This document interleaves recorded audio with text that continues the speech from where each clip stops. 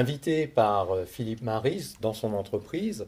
Je voulais poser la question à Philippe, d'où vient le fameux logo de Maris Consulting? Alors, le logo de Maris Consulting, qui est donc une suite de cuves à travers lequel coule un liquide, est apparu pour la toute première fois dans une PME dans les Pyrénées vers 1987. J'étais en train de faire un diagnostic de cette PME et je leur expliquais qu'ils avaient un problème de goulot d'étranglement dans leur traitement thermique. Et donc, en discutant de tout ça, j'ai dessiné sur un paperboard à peu près exactement ce qui est devenu le logo de l'entreprise. Il s'agit donc de cinq cuves qui s'enchaînent l'une dans l'autre, qui étaient les cinq étapes du processus de cette usine. Et au milieu, la machine du milieu a effectivement le goulot de l'entreprise, et donc le diamètre du tuyau est plus petit que celui des autres. Ensuite, autour de ça, il y a la mécanique des fluides, c'est-à-dire que toutes les cuves au-dessus de ce goulot sont remplies, débordent d'eau, tandis que les deux cuves en aval manquent d'eau ou ne sont pas remplies. Et ceci a donné donc un schéma que d'abord j'ai utilisé pendant longtemps. Je l'ai mis sur la couverture de mon livre en 1994. Et plus tard, quand j'ai créé mon entreprise, je l'ai retenu pour le logo de l'entreprise.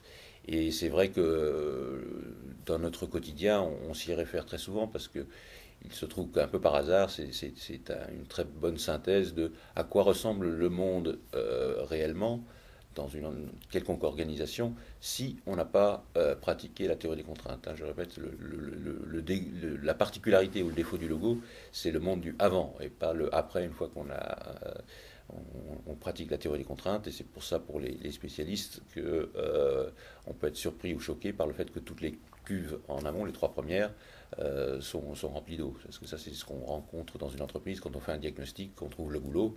Et justement, il y a plein d'encours et de produits avant le boulot. Donc voilà, c'est effectivement quelque chose qui est non seulement a une assez longue histoire autour de la théorie des contraintes, mais qui est encore tout à fait d'actualité, parce que pour nous, c'est vrai que ça fait rigoler mes collaborateurs, mais il est rare que je ne fasse une présentation sans me référer à ces cubes.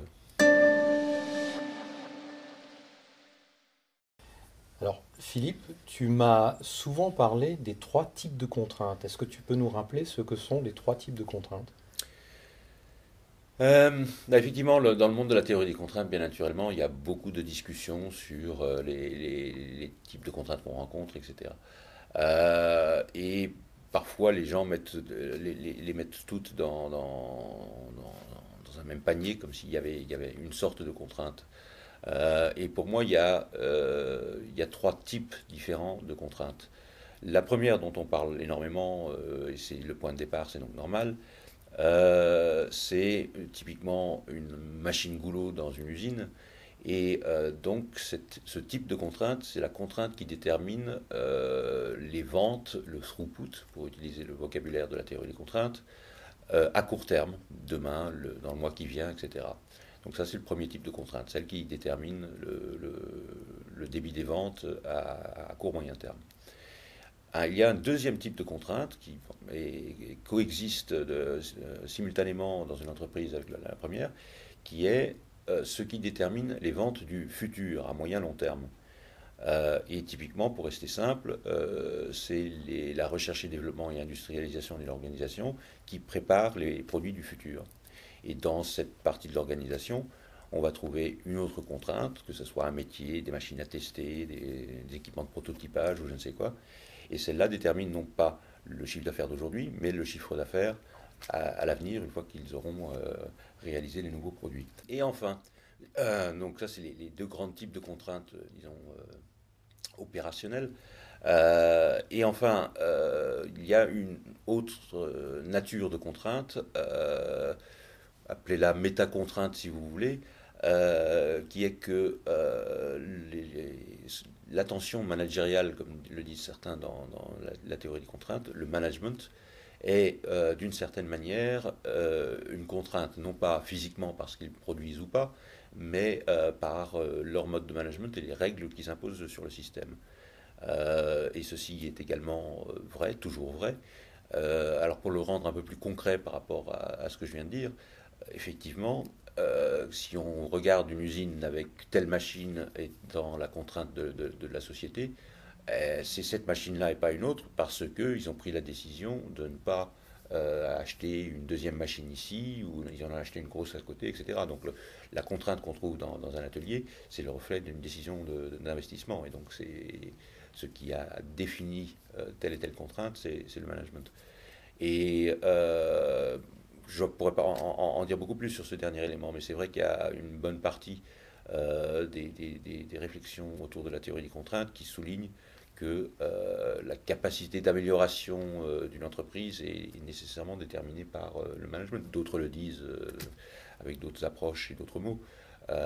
Mais la théorie des contraintes a, en tout cas depuis une dizaine d'années, bien reconnu qu'au-delà des contraintes mécaniques et physiques dans l'organisation, il y avait ces métacontraintes ou ce côté managérial qui était à prendre en compte et avec des idées parfois intéressantes sur comment traiter ça, que ce soit de manière capacitaire, en traitant en particulier les inefficacités du multitâche, un patron qui change de sujet tous les 5 minutes, etc., qui ne fait rien à fond et terminé et abouti dans la journée. Donc il y a des réflexions là-dessus. Et puis également, à travers les thinking processes, des éléments pour aider le management à bien diagnostiquer un problème et bien élaborer une démarche de résolution de problème, de définition même de stratégie à travers, comme tu le sais très bien, Christian, des réflexions et des schémas comme ceux de Bill Detmer et de Goldtree, par exemple. Philippe, merci beaucoup pour ces quelques indications. Merci beaucoup, Christian.